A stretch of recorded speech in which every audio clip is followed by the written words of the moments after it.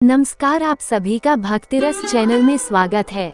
आज हम पितृपक्ष का महत्व और उसकी पौराणिक कथा सुनेंगे। जैसे कि आप सभी जानते होंगे, पितृपक्ष भाद्रपद मास के शुक्ल पक्ष की पूर्णिमा से शुरू होता है और आश्विन मास की अमावस्या तक चलता है। पुराणों में भी पितृपक्ष को बहुत अधिक महत्व दिया गया है। कई सारी पौराणिक कथाओं में इसका वर्णन है। 2023 में पितृपक्ष की शुरुआत 29 सितंबर 2023 से हो रही है, जो 14 अक्टूबर 2023 तक चलेगी। पितृपक्ष में पूर्वजों की आत्मा की शांति के लिए पूरे विधि विधान से अनुष्ठान किए जाते हैं। पितृपक्ष में किए गए तर्पण से पूर्वजों का आशीर्वाद मिलता है और घर में हमेशा सुख शांति बनी रहती है। इन 16 दिनों में परिवार के उन मृत सदस्यों के लिए श्राद्ध किया जाता है।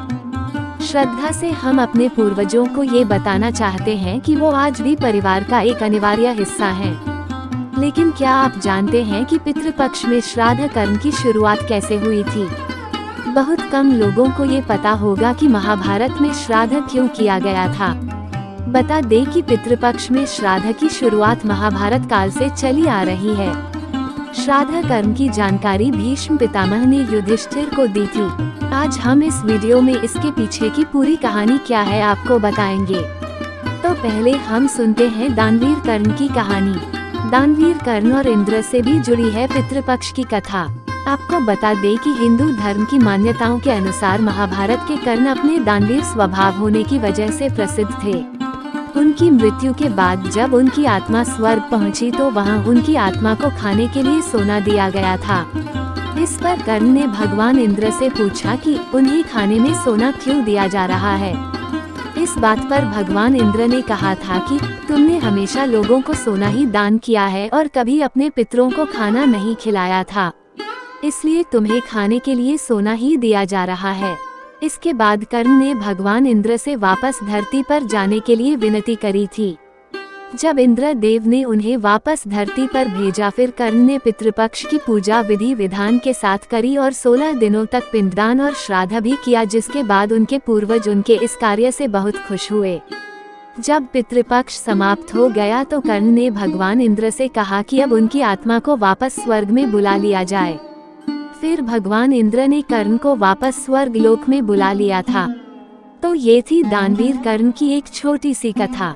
इससे हमें पितृपक्ष का महत्व समझ में आता है। तो अब हम सुनाते हैं महाभारत काल से जुड़ी कथा, जिसमें आप जान सकेंगे कि महाभारत काल से पितृपक्ष में श्राद्ध कर्म की शुरुआत कैसे हुई थी। गरुड़ पुराण में भीष्म पितामह ने युधिष्ठिर के संवाद बताए गए हैं। महाभारत काल में भीष्म पितामह का युधिष्ठिर के साथ एक संवाद बताया गया है, जिसमें भीष्म पितामह ने युधिष्ठिर को पितृपक्ष में श्राद्ध और उसके महत्व को बताया था। भीष्म पितामह ने बताया था कि अत्रि मुनि ने सबसे पहले श्राद्ध के बारे में महर्षि निमि को पितृपक्ष के बारे में पूरा ज्ञान दिया था। आपको बता दें कि निमि ऋषि अपने पुत्र की अचानक से हुई मृत्यु के कारण बहुत दुखी थे। इसके बाद उन्होंने अपने पूर्वजों के लिए पूजा शुरू करी थी। इसके बाद पूर्वज उनके सामने प्रकट हुए थे और उन्हें बताया था कि ऋषि निमि का पुत्र पितृदेवों के बीच स्थान ले चुका है। इसके पीछे का कारण पूर्वजों ने ये बताया कि ऋषि निमि ने विधि पूर्वक अपने पुत्र की आत्मा की शांति के लिए सही तरह से पूजा का कार्य किया और वह पूजन वैसा ही था जिस प्रकार पितृयज्ञ को किया जाता है। इसके बाद से महर्षि निमि ने श्राद्ध कार्य को सभी के साथ करना ये कार्य शुरू किया और कई लोगों को इस श्राद्ध को करने का महत्व बताया था। आपको बता दें कि महाभारत में पांडु और कुंती के सबसे बड़े पुत्र युधिष्ठिर को भीष्म पितामह ने श्राद्ध का महत्व और उसकी विधि भी बताई थी, जिसके बाद महाभारत के युद्ध में मारे गए अपने परिवार के लोगों का श्राद्ध युधिष्ठिर ने ही किया था। तो ये थी महाभारत काल से जुड़ी पितृपक्ष की कथा। अगर आपको यह वीडियो पसंद आए तो कृपया लाइक, शेयर और सब्सक्राइब करें। आपका दिन शुभ हो। धन्यवाद।